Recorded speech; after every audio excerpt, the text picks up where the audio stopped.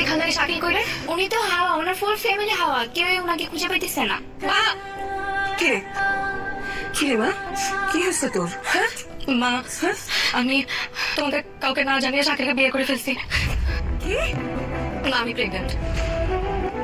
কি বলি তুই, কি বলি এটা? তোমার একটা ঘটনা ঘটে গেল আর তুমি কিছু জানলা না। আমি জানবো কেমনে? আমি কেমনে জানবো?